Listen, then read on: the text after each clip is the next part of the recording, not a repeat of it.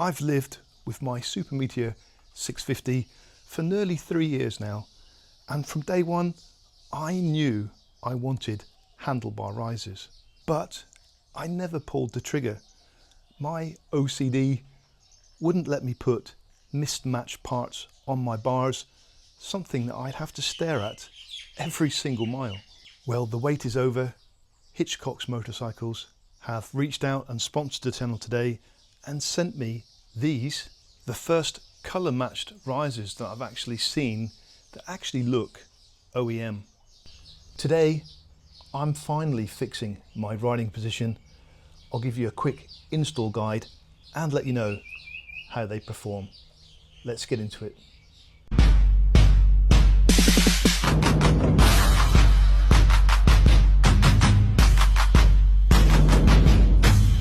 A massive thank you to Dan at Hitchcock's for sending me these over today. Just go through the part number 92436.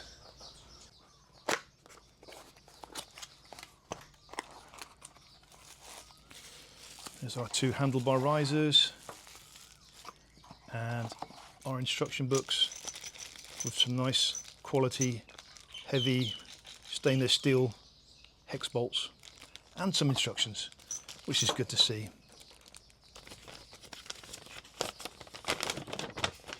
Hitchcock's Motorcycles handlebar relocators, Royal Enfield 650 Super Meteor 92436. Okay, fairly simple operating instructions on these. The only thing that they're saying on this is there's a right way and a wrong way to fit them on. And apart from that, it's pretty basic.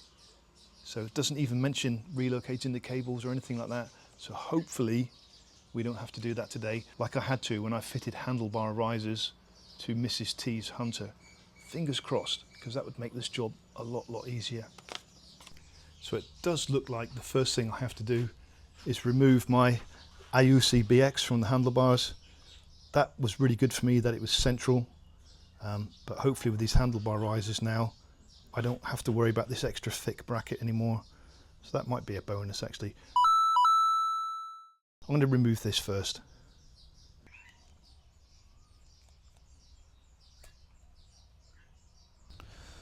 Hopefully you can see that. Tight at the front and a gap at the back, and that's exactly how you want it. That is OEM. That's how you tighten handlebars.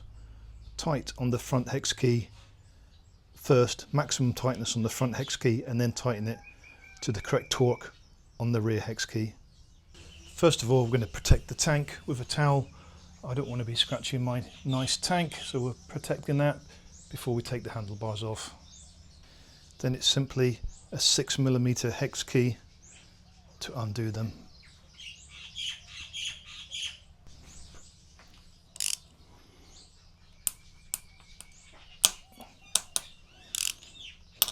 Wow, they were tight.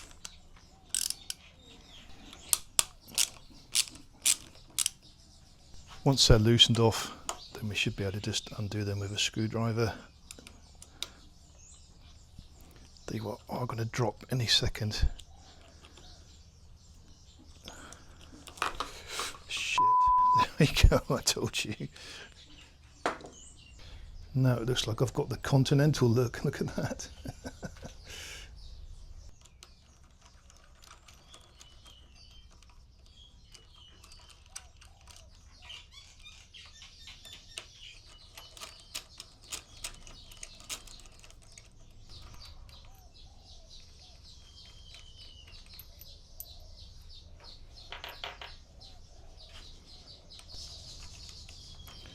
So these will obviously be reused again.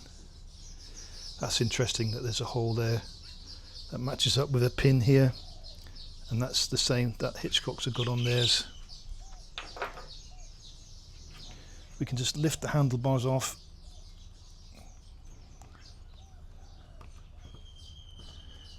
He says. Ooh, the cables are tighter than I thought they would be. There we go. We're just going to drop them in there for now, resting on the towel.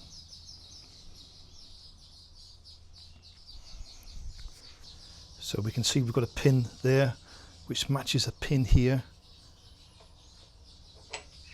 They fit and they're flush on both sides. That's our original hex key. There's our new one. As you can see, it's a lot longer, and these have corroded actually a little bit, the original ones. These are stainless steel, so they should last longer, and they're going to fit down inside after we put the top part back on. We have a pin and we have a pinhole, and they just line up like so. No physical gap. Yep, looking good. Physically grab hold of the handlebars. You're going to have to stretch your cables a little bit and twist the handlebars forward.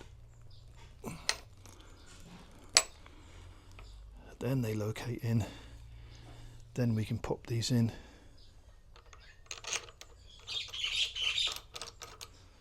And then all we have to do is sit on the bike and aim our wing mirrors where we want them to be to get the angle correct.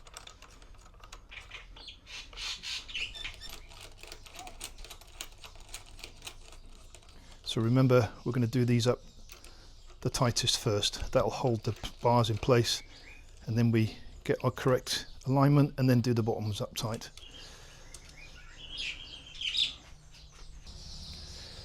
Right, at that angle, that is where I can see my mirrors. That's how it was set before. But I kind of want to tilt them up a little bit like that. That suits me better, I think.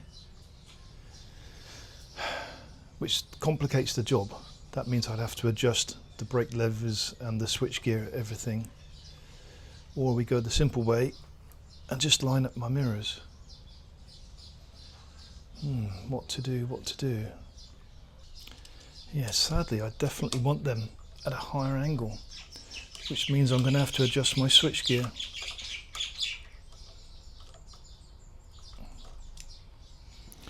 That feels more comfortable for me, and actually tilting them forward gives the cables more slack also. So no problems with the cables, they're turning fine. I just can't see it in my wing mirrors, so I'm going to have to twist the switch gear a little bit. Do I have to, or do I just adjust the mirrors? I just adjust the mirrors, right? Yeah.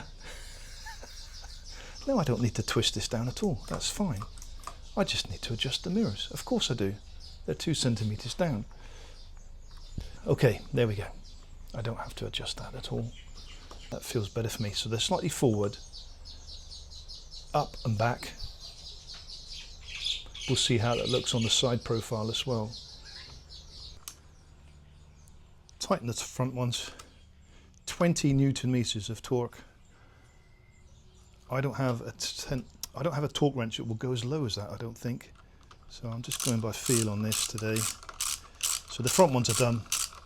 Then it's just a case of doing the rear ones. But there will always be a gap. Don't try and lose the gap. There will be a gap. And having it tight on the front and a gap at the back, it will stop the handlebars from twisting. It's a known fact in the motorcycle world. We're done.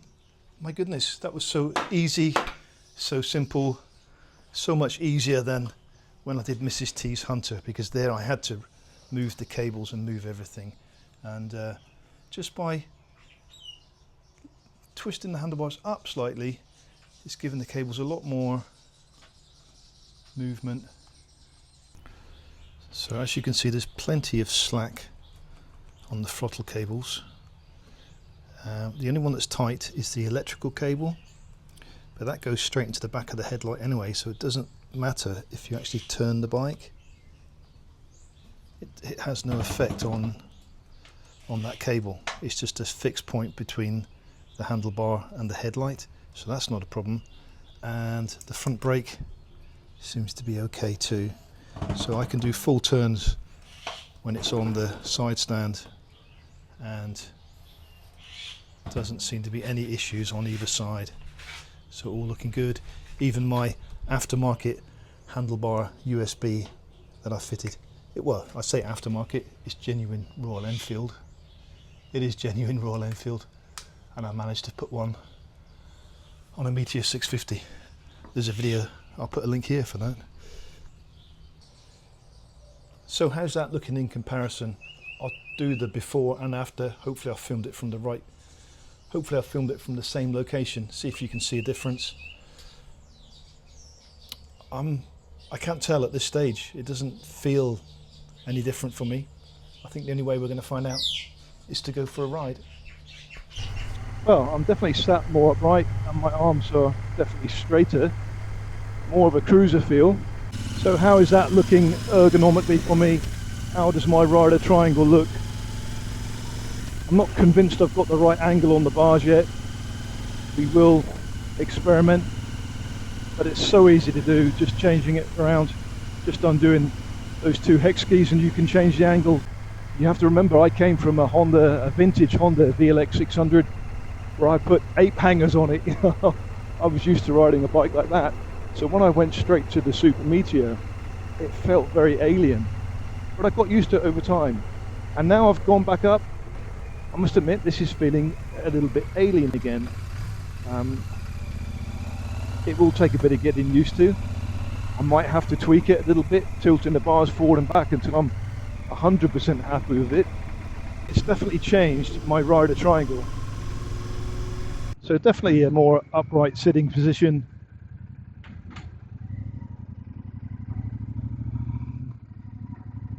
It's going to take me a little while to get used to the ergonomics and the handling. It does alter it. It really does. It's like riding a different motorcycle actually. A new motorcycle that I have to learn.